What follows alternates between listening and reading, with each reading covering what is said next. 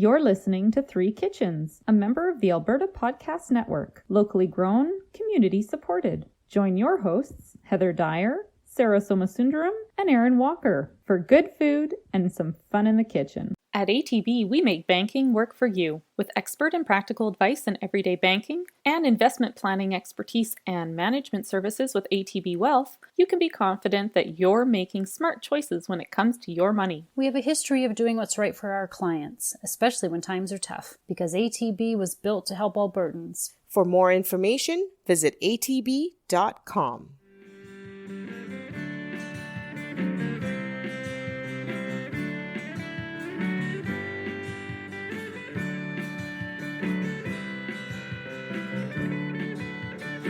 Hello and welcome to today's episode of Three Kitchens podcast. I am your host, Erin Walker, and I'm joined by my two co-hosts, Sarah Somasundaram.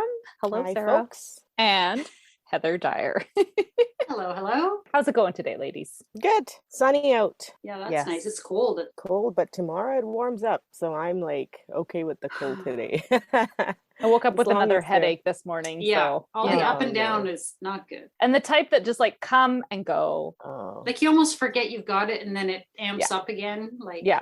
Oh. And then by the time you think of taking medicine, you're like, oh, well, it's gotten better. So I probably shouldn't take anything if I don't need to, is sort of Right. the way I think of it. And then Just take the drugs. it's okay. I'm taking my own other medicine to We help, know it. We know. to help Yeah. myself. Thank you. Hey, did you read that? Did you see the study that there's compounds in cannabis, the cannabinoids, that are thought to be providing protection against Omicron? So if you did didn't hear already that. have a good Mhm. reason to consume cannabis, just add this one to your back pocket and keep on flying She's- high, friends. And this brought to you by the Cannabis Growers of Canada. Well, if I come over this weekend, I'll definitely be on that. Because those are the few times that I do it. Watch yourself, Sarah. She's not editing this out. Just she's telling you're this editing story. that Oh part no, out. she's not. I can 'Cause see I- it on her face. Anyway, I enjoyed that little blip coming up on my Facebook feed. I had a good laugh at that. And well, we all need a little something to get through. So Absolutely.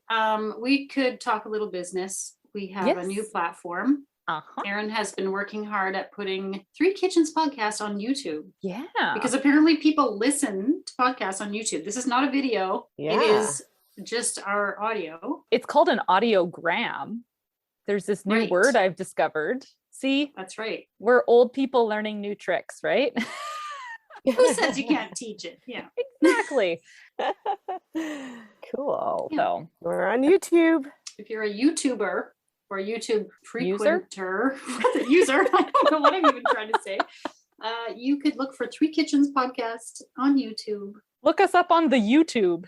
The YouTubes. The The YouTube. tubes. That's how you know that we're On the aged interwebs. past this, because we don't know any of the lingo. We don't know how to talk about it. We have no clue. We're trying. We're trying. Oh, We're I had trying. something. Speaking of like mispronouncing things, Oh, kind of. Right. I have my sister's on TikTok. I think she just looks at it. She doesn't oh, the Right. TikTok. videos. Right. The But TikTok. occasionally the TikTok.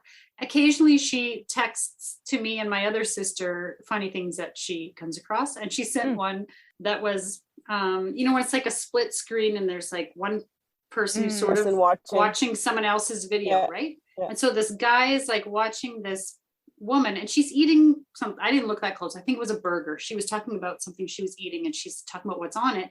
And she has this like Southern American drawl. And she's Okay. like, and there's some mayo and pretty sure there's some wash your sister sauce. And it sounds like wash your sister. So funny the way she says it. And the guy's like, from now on, I'm calling it wash your sister sauce. And I don't care what you say. So I think I'm going to start saying wash your sister. I love all the mispronunciations around that Okay, word. I've got one. I know. I've got one of like a TikTok like that, and it's a guy watching a woman cook, and she's Okay. like, "You put a little salt, and you put a little pepper, and you put a little garlic, and you put a little cumin." And the guy's Oh my like, God. "What?" And yes, it was supposed to be cumin. Yeah. Yeah, that's good. The U has an ooh sound, my friend. It's a you. Oh God, that's good. Oh, I love gosh. those things where people just sort of laugh at what other people are doing. The reactions, yeah, Yeah, totally. reactions to what other people. Yeah.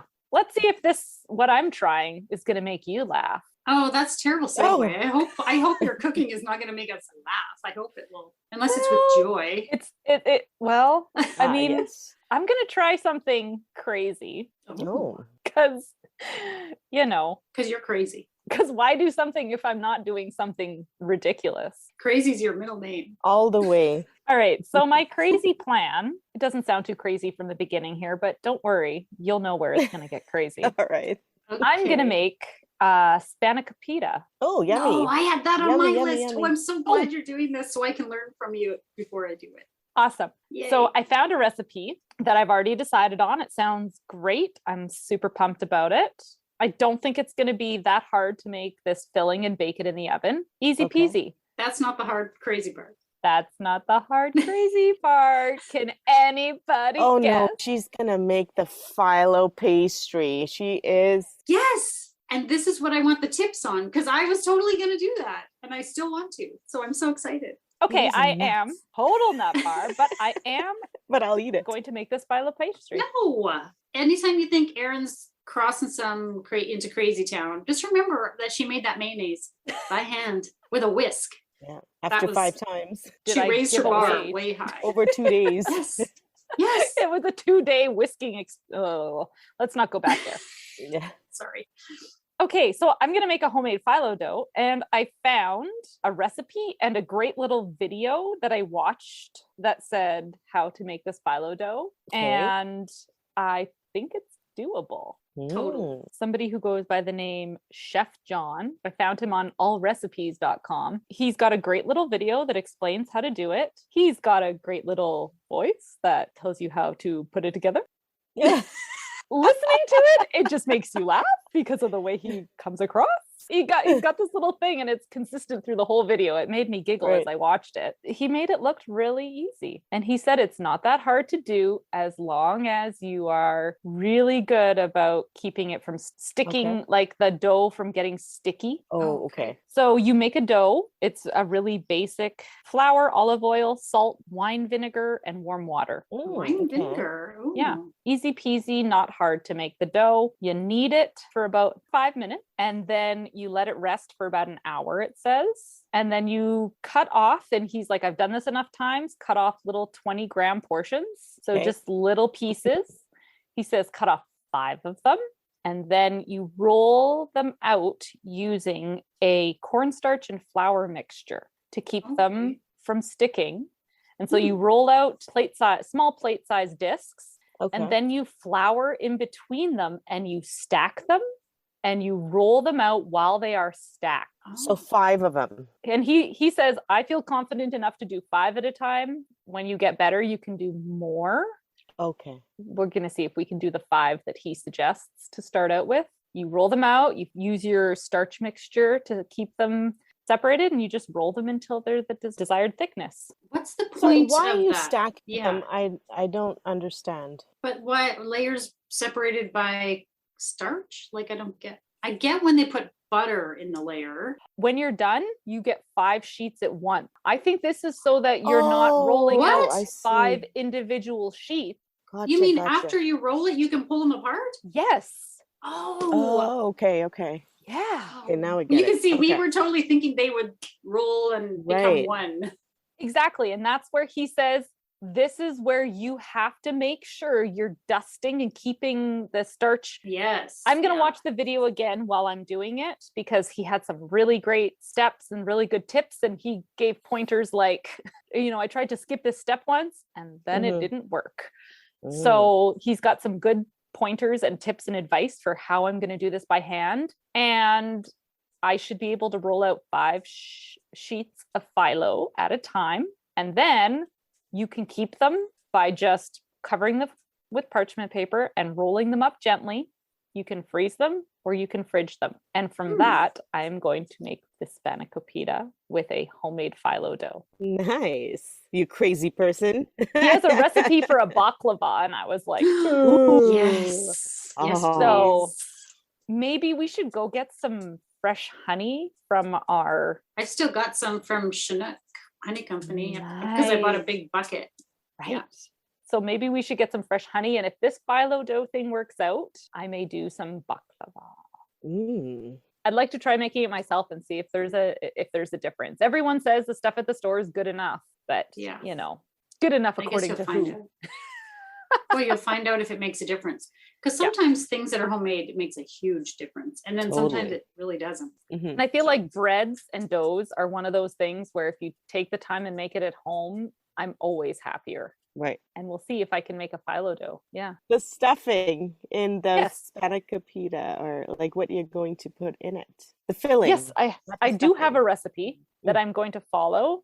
They say it's way tastier than what they've ever gotten in a restaurant. They really love this recipe that they have. And do you put it between like two layers? Phyllo? Is it phyllo or phyllo? Why am I doubting my mouth? I say phyllo, but could I be say phyllo. phyllo too. Okay, phyllo. I don't know where I got phyllo, but you know when you suddenly don't know a word? Do you want to see the picture of how they show? Oh, yeah. So you cut these long strips, you put your filling in, and then you kind of fold it over in a triangle. Right. And then right. you just Oh, kind I of fold see. that triangle over multiple times Right. until you get to the end of the sheet. And you should Right. get something that looks sort of like that. Oh, I Right. get it. And Nice. so once they bake them, this is the glory shot right here. Oh my God, I'm hungry. I'm hungry. Me too. You That just looks can't like go wrong spinach and stuffing stuff into a dough. yummy. Yeah, so it's got a spinach feta. And with the spinach, you don't really use fresh spinach, right? You use frozen? Well, this one recommends fresh spinach. Oh, okay. So I haven't looked through the process. Oh, it is supposed to be cooked down until wilted. So I could use a frozen spinach, I would say. You just have to get a lot of the moisture out of it because frozen spinach, when you thaw it, tends to be super wet. Oh, okay. Can I zoom in? Here's a cut open picture. So you've got the layers it of looks so flaky good. dough and then the stuff inside.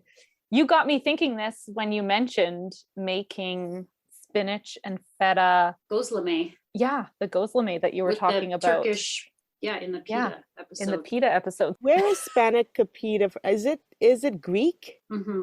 I believe I know a lot it of is people make it. Greek. Yes. Okay. So it's one of those dishes that maybe a few countries claim around that I'll bet area? there's variations on the theme. Yeah, Right. it could be. That would be Seems my guess. Common, right? Just like empanadas kind of go from Central America all the way down to the tip of South America.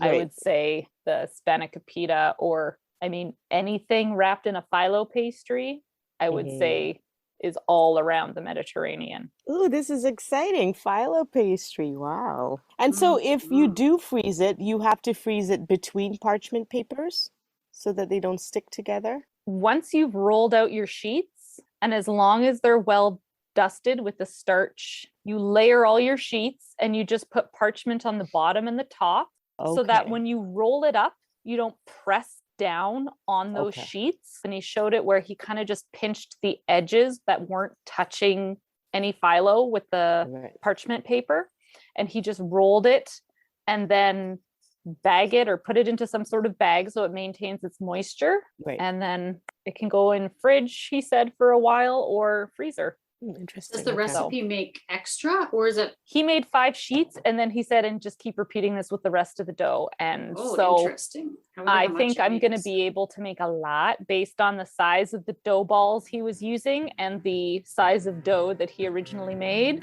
I'm Mhm. going to guess it makes quite a few sheets. Nice. Well, I mean, if you're gonna do it, Okay. Well, let's find out how Yeah. many that If makes. I'm going to go ahead and do this, I might as well make a bulk amount. And exactly. Yeah.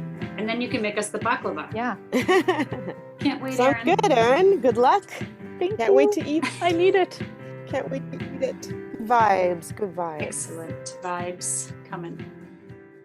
In Alberta, you get to choose who to buy your internet, electricity, and natural gas from. Park Power has low overhead, which in turn allows them to offer low competitive rates. Reach out for a no-obligation comparison by emailing estimates@parkpower.ca. If you decide to switch, it's easy. It's really just a change to your billing, and you can feel good knowing you are helping to give back to our communities with your utility bills. Learn more at parkpower.ca.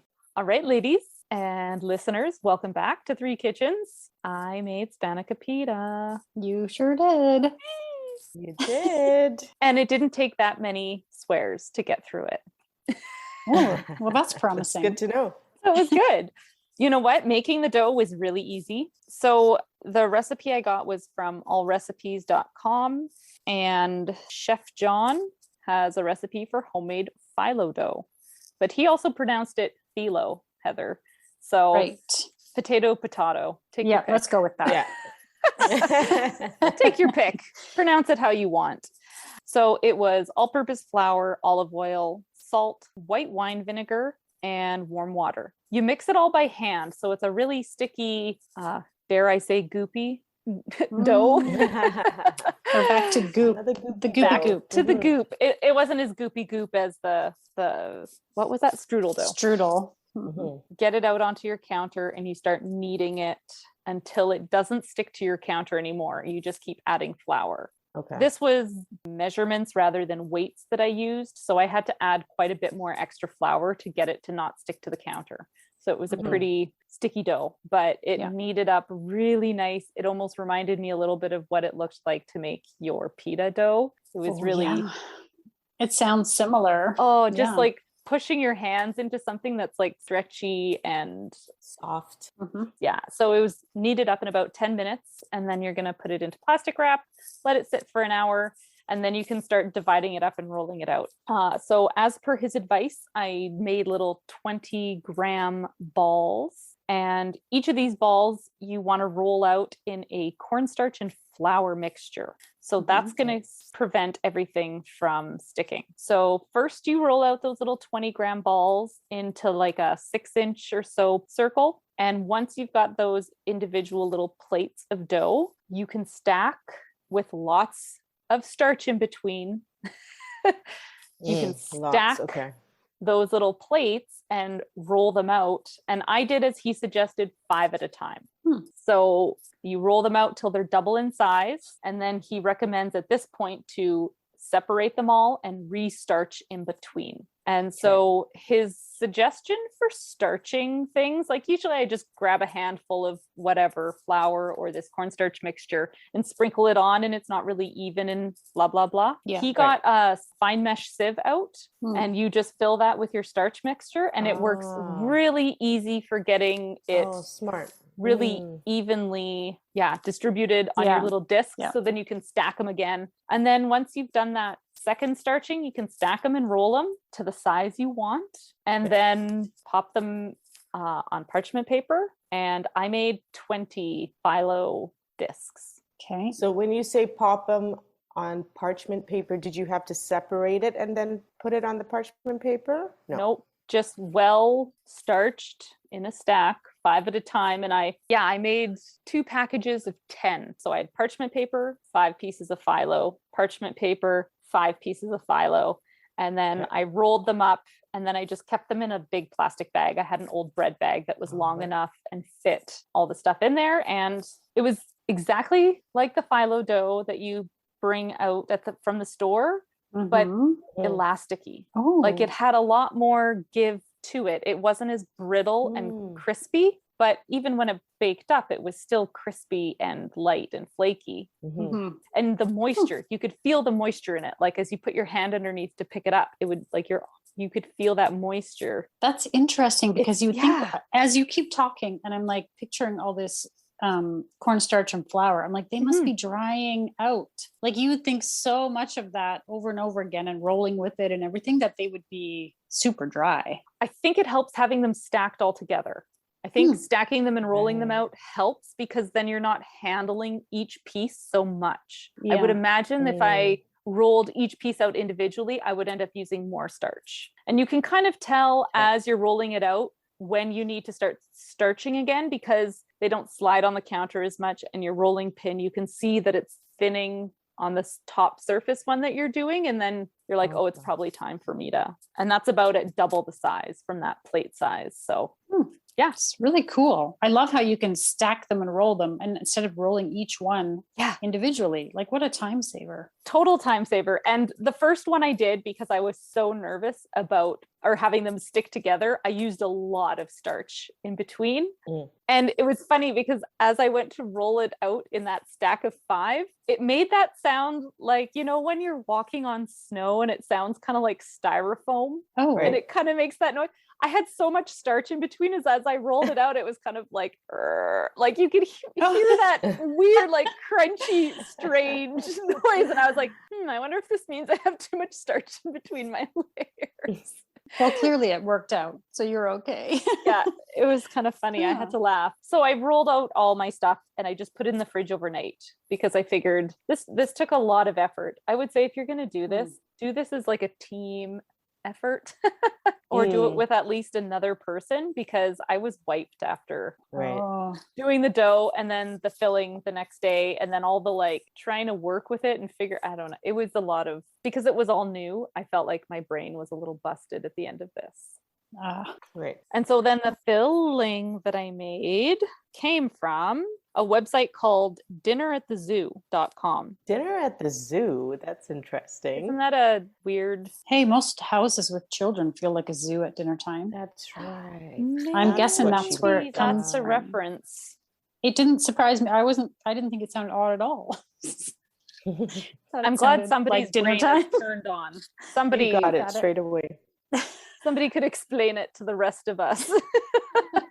Okay. It suggests using fresh spinach. If you get a lot of spinach in the summer or whatever, I think it would be really good with fresh, but I found the frozen stuff did well. I just strained the crap out of it. So I let it thaw completely. I put it in a strainer and had like a bowl sit on top of it to push it out. And then I was like, no, there's still too much moisture. So then I put it in cheesecloth and like rolled it up and squeezed it. Like, I don't know if you do this with your hand wash only clothing, but you lie it down in a towel and you roll it up and then you twist it until you get all that moisture out. Yeah, I did one of those with it. So it got the spinach nice and dried out, which I think was crucial for this so that your pastry doesn't get soggy. That would be gross.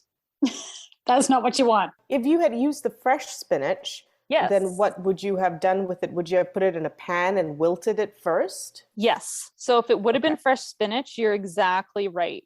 You want to put it in a pan with some olive oil, kind of do half at a time, it suggests, and cook it until wilted, then let it cool and wring out the excess moisture. Okay. The stuff in the frozen packages worked perfect. Okay. Yes. Thaw, squeeze out, and you're good to go. So then in a frying pan, finely chopped onion, green onions that were sliced thin, fry them up, and then you add some minced garlic, chopped fresh parsley, chopped fresh dill, and you fry that up until it's fragrant and yummy smelling. Didn't take too long. And then in a bowl, you're going to combine your feta cheese, a lightly beaten egg, salt and pepper, and then all that stuff that you just fried up in the pan, and just mix it around until you've got a nice thick mixture. And then you're going to bring your phyllo out of the fridge and start figuring out how do you wrap these little things up and use your phyllo in an optimal way so that you're not wasting any to make all these little triangles. Right. So I think I did like 5 different ways, because the phyllo you get from the store are these long square sheets, and the phyllo I made were these round discs. Yeah. So I was like, so how do I get a long, thin strip? First, I started trimming the edges to make it kind of square, but then it was, wasting phyllo dough. And I was like, well, that's not right. So I finally figured it out. And I think I've got that on video for you guys to see. Oh, good. So check that out once Sarah attacks that and makes some sense of it. But essentially what I was doing was cutting each disc in half and then folding each of those halves. So you've got like a half circle. Yeah. You're folding it in half again. And so you're not getting a full doubling, because it said like brush melted butter and place 2 sheets together. But because my sheets aren't evenly sized and blah, blah, blah, you got mostly 2 sheets. So I just brushed it with butter and then folded that other half in, and it kind of makes a strip, not perfectly square, but good enough. And then Right. you take your cookie scoop, because everyone should have a cookie scoop. I'm gonna talk about the cookie scoop again. Sorry, Heather. Oh, too funny. Hey, that's okay. A little cookie scoop of filling. Apparently it is necessary. I should have one. Shame on you. So you're going to want to take a cookie scoop of filling and you just plop it down in the corner. And then the way they describe it is fold it like a flag until it comes up into this triangle shape. Because we all know how to fold a flag. That's taking me back to like Girl Guide days, and I don't recall how that folding brush up on your Girl happened. Scouts. Oh God. Essentially, you just kind of make a little triangle and then keep folding the edges over so that that triangle edge you're always folding on. And eventually all your filling gets tucked in and you get these cute little triangles. I think sometimes Spanakopita is also just layered like a square, like you make it almost like in a square pan kind of thing. Oh, I've seen it where then you just cut a square out of it. Instead of it being all self-contained in the little triangle. So if you really didn't want to do all the folding, you probably could find instructions that show you just how you lay the bottom, you put your filling, you lay the top, and how you bake it. I don't know exactly, but I've seen it like that. But yeah, folded up these little triangles, brush them with butter, put them on your baking sheet. They bake for, I think I was baking them for about 16 to 18 minutes. There was one tray that I got a phone call as my oven was beeping. So I just turned off the timer on my oven and then talked on the phone and completely forgot that I had left these in the oven. And it did not seem to matter. They were a little more brown. Oh, okay. I gave you guys 2 that were the overbaked ones and 2 that were the baked for time ones. Could you tell the difference? Yeah, I could tell there were 2 that were darker, but they tasted just, there was no difference in the taste. Sarah ate them so fast she didn't look. I ate them so fast I'm like, I didn't look at any color. I'm like, nom, nom, nom, nom. Yeah, so you know what? If you mess up and they stay in the oven for too long, it's not like you're gonna have Sharon's pie here from Thanksgiving. It's okay. You won't be crying. I think those darker ones were also smaller. That may have had something to do with. They were the second batch I made, so they were better folded. Oh, that's okay. Honestly, the size of them changed as I got better at figuring out how to use my dough, because I went through so much troubleshooting on how do I make long, thin strips out of a circle. It took me some time, but played around with it, kept modifying it, figured it out. So the recipe that told you to make these circles that you were following to roll them up didn't tell you how then to fold using the circles? Because the recipe that I used for making the phyllo dough was not the same as the recipe that I used for the Spanakopita. And so but didn't tell you how to fill it and make something out of these phyllo? It was just phyllo recipe. Okay.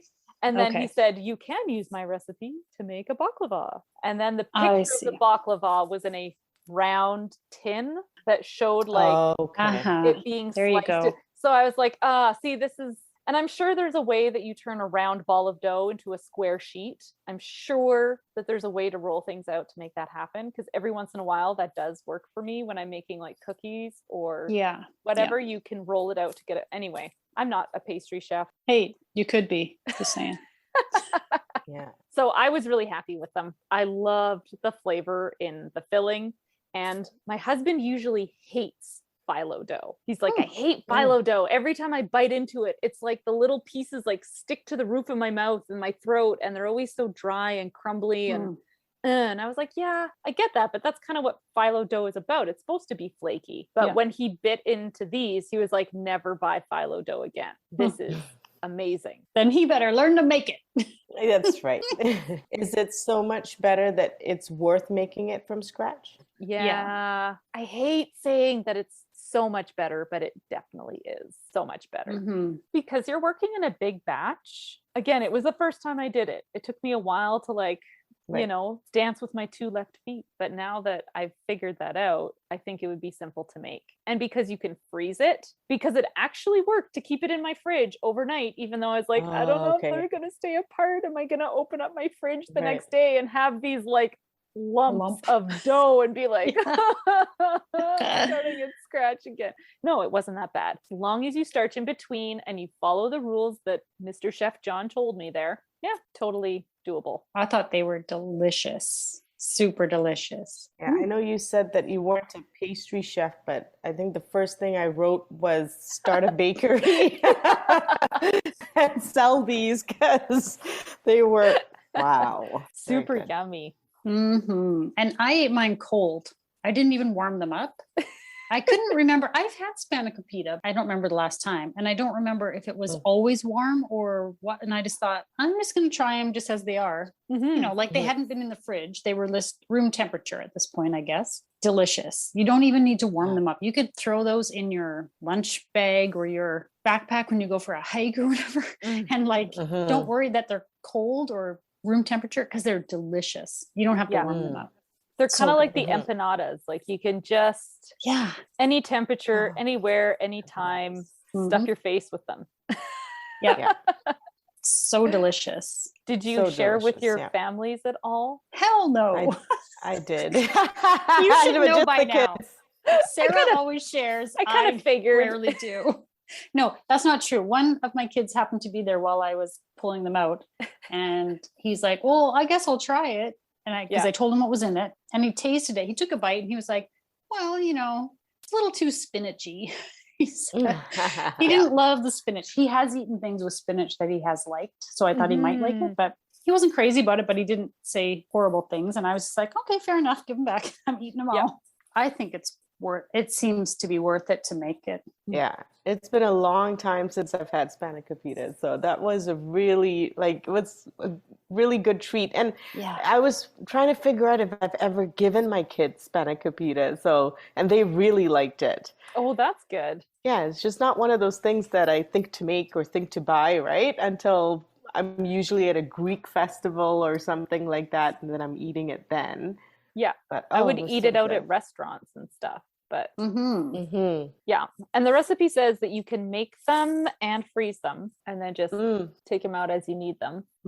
Sorry, make them, fill them up, and then freeze them before you bake them? So you can make them the day before and then put them in the refrigerator for up to 3 days and then just pull them out and bake them is one of the suggestions. Okay. Or you can freeze them, on a parchment lined sheet, freeze until firm, bake from frozen for 15 minutes until they're heated through. Nice. That's awesome. It was really good. I can't believe you did that. Pretty cool. So every time I've had Spanakopita, I've had it with that spinach and cheese, feta cheese. Yeah. Are there other fillings that go into it? I've never come across any different ones, but do you guys know different ones? I always thought it was a spinach and feta thing. Maybe it's called something different if you put a different filling into it. I would say Spanakopita looks like it's always spinach. And I have a curious thought if the Spanakopita means spinach in a pita. Oh. You know what I mean? Like pita is kind of a word that's used all over the place in the Mediterranean to refer to dough type things. So maybe... See, guys, it's a food and linguistics podcast. Yeah. There you go. Linguistics. 2 for the price of 1. From Framboise over here. Let's be honest. Yeah. We're just stabbing in. Don't take anything Spanaky is the Greek word for spinach. See, fake it till you make it, ladies. Google tells me Spanaki. You got to pronounce it with the right finesse. Spanaki. So I think you're right. There you go. So it means something about spinach in a dough. Well, thank you for making this. Yes, loved it. That was really good. That was such a good treat. Like, it's been so long since I've had that stuff, so it was really yummy. Now I'm just craving Greek food. Yeah, me too. And now for the fine print. We at Three Kitchens gratefully acknowledge we are telling these stories in the traditional territories of the Treaty 7 nations in southern Alberta and the Métis Nation of Alberta, Region 3. We honor the rich tradition of oral storytellers on this land who have come before us. You can find pictures and recipe links on Instagram and Facebook at Three Kitchens Podcast. If you like and subscribe on your podcast player, that helps more people find us. Mom's got spinach, Mom's got flowers, Spanakopita, we devour